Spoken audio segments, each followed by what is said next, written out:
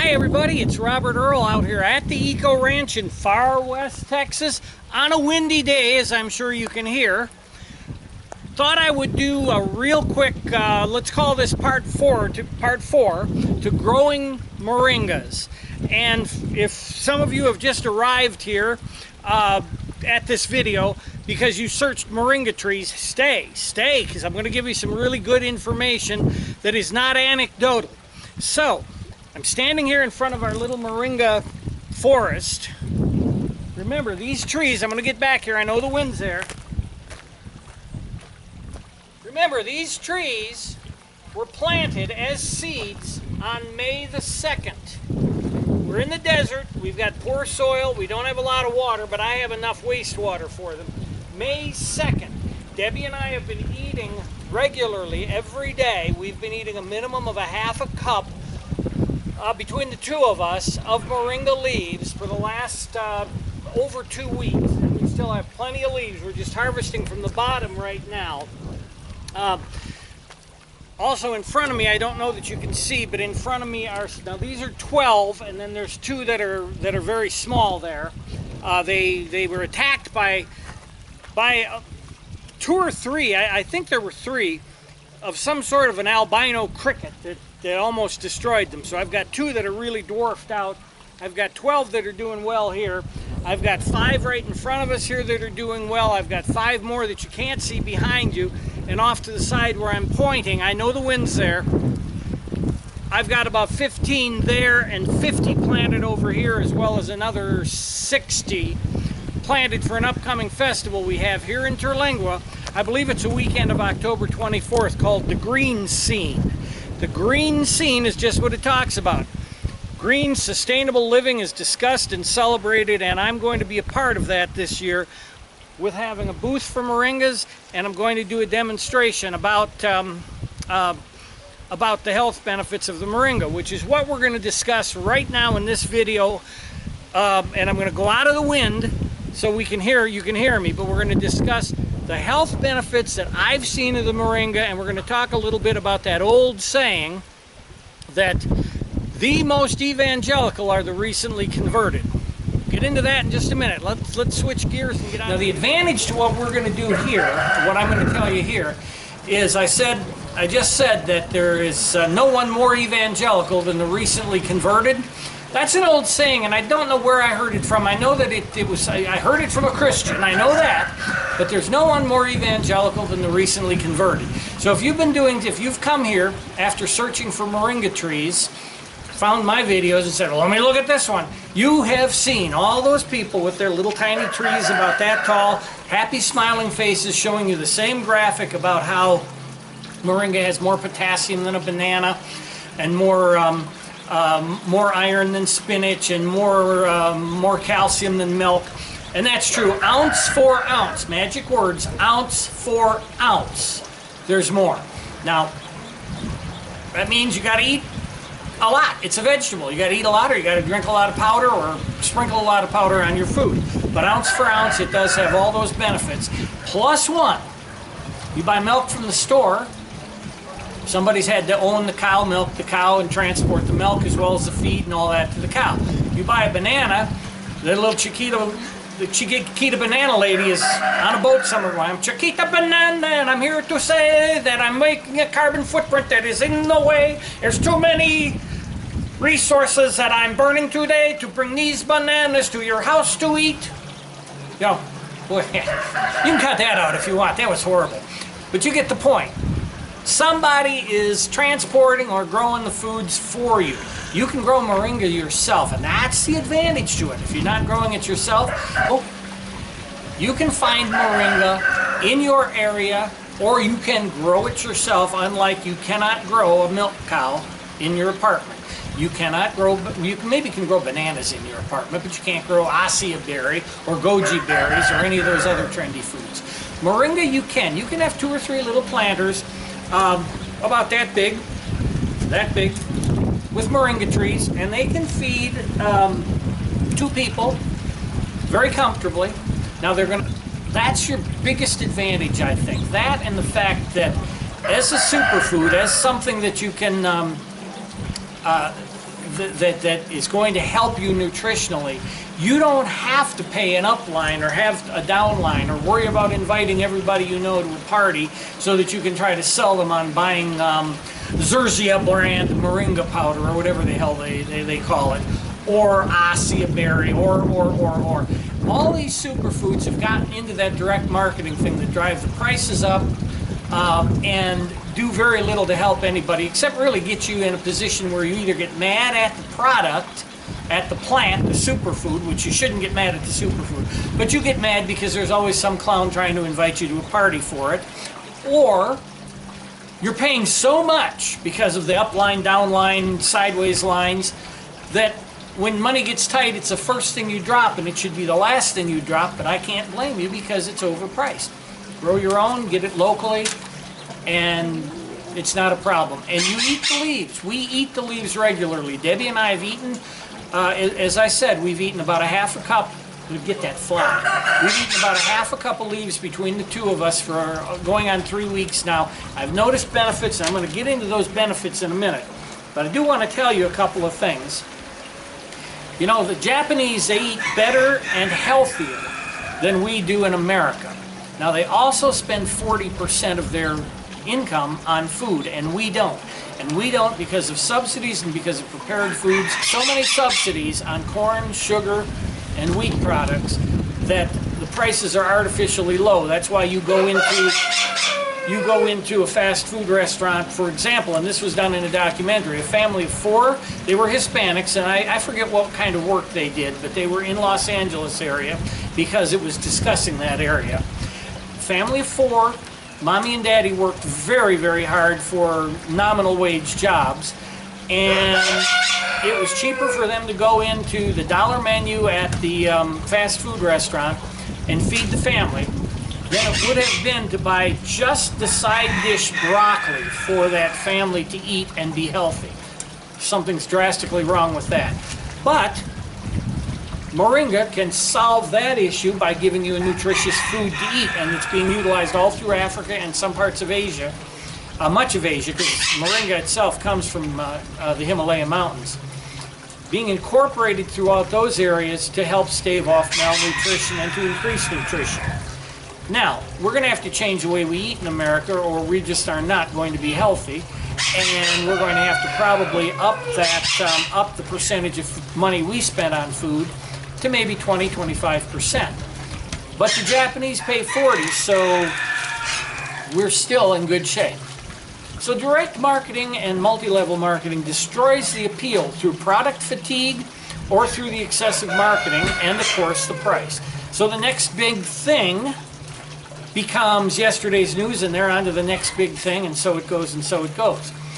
But the medicinal, medical, and nutritive qualities of these foods, they stay the same. They never change despite all this crap that people do to it.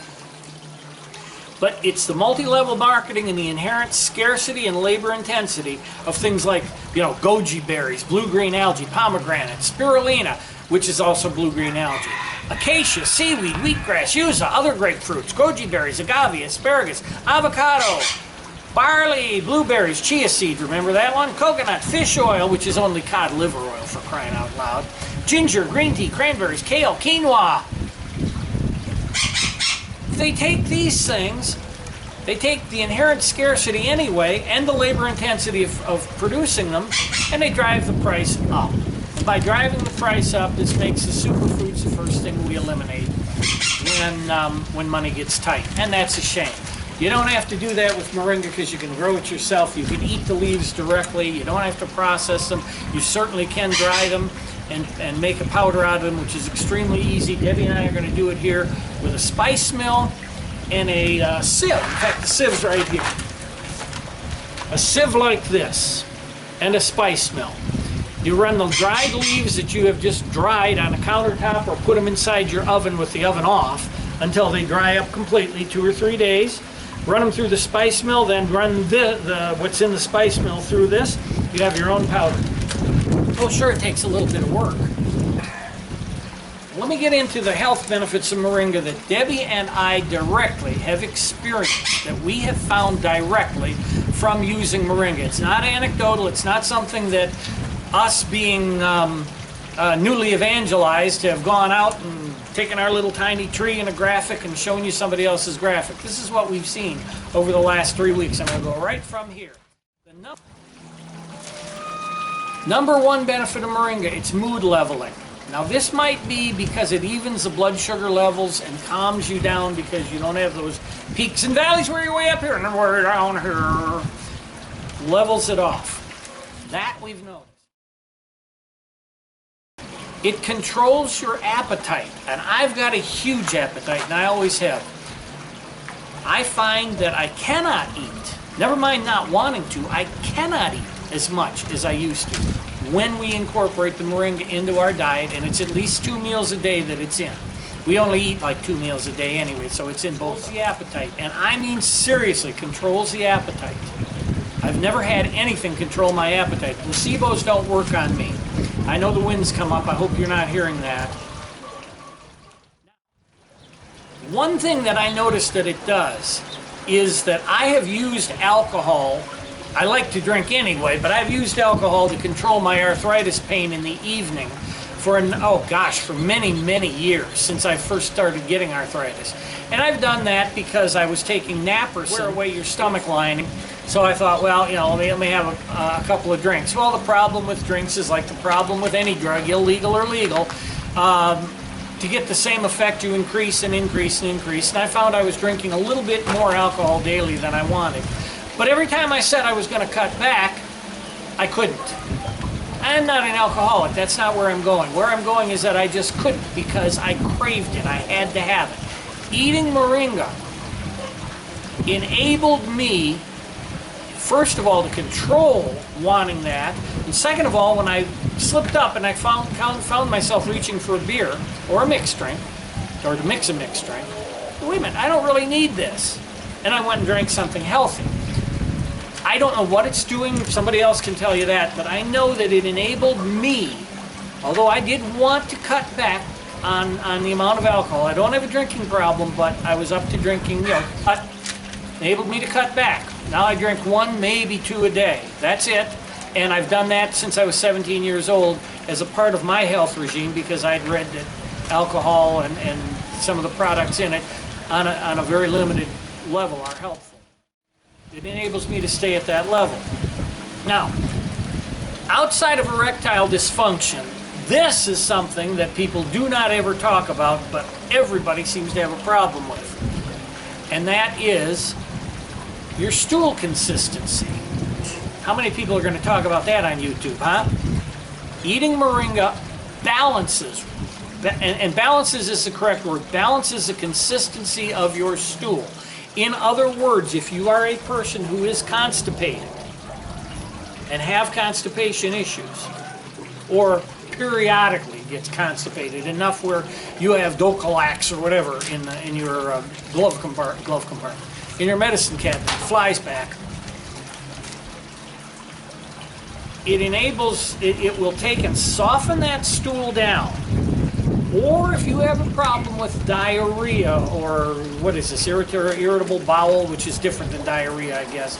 But if you have loose stool issues, like Debbie and I do because of the huge amount of fiber that we eat in our diet, by eating Moringa, it also stiffens it. So it loosens the constipated people, it stiffens the extremely loose stool people, and it gives you a stool like you had when you were 10 years old. And don't sit there and laugh at me. I know when you were 10, you did the same thing I did. You turned around and looked at it, and it makes it so it's kind of a non-issue, where instead of something you don't look forward to, you just don't even think about it. It restores it and balances the consistency.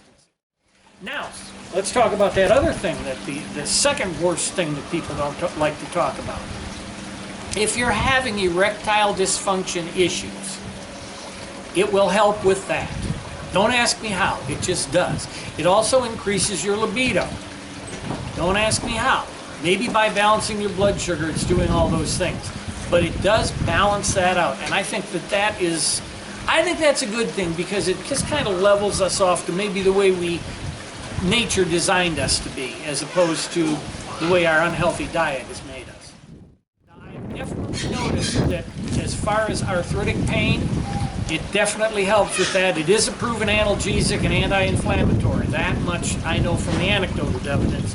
But I can tell you that my arthritis pain, which is significant, because I can't even tell you how many bones I've broken in my life.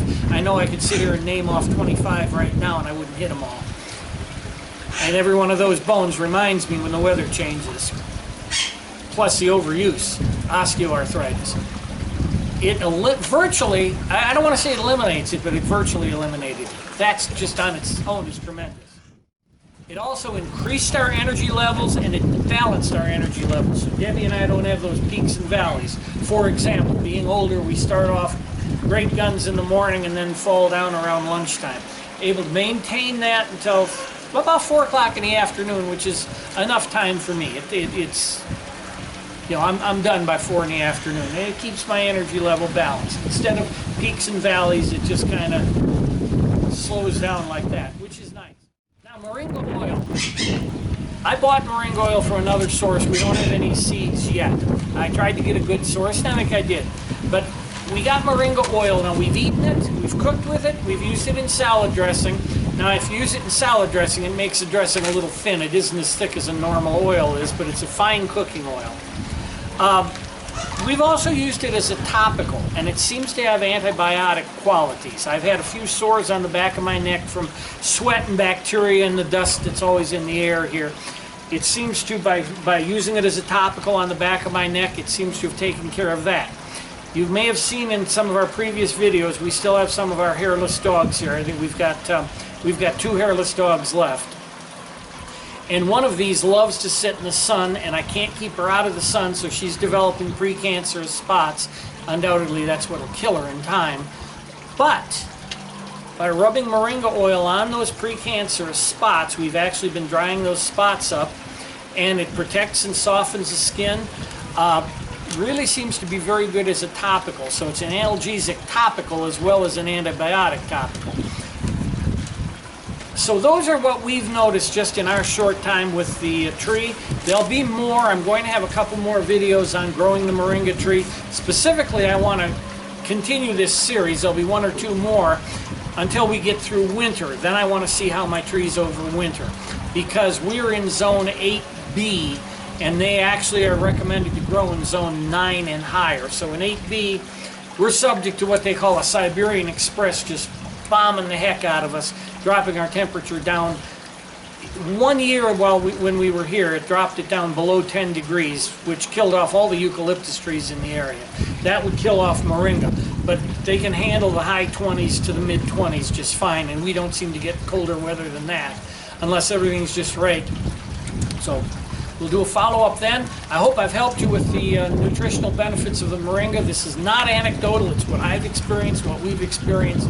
And get out there. If you haven't got some seeds, get some, grow a few trees, and grow them in pots if you have to. They'll do well in pots. They just don't grow as fast as these ones we have out here. And I'll keep you posted as to what's going on with it. And until next time, it's Robert Earl out here at the Eco Ranch in far west Texas saying, hey, see you later.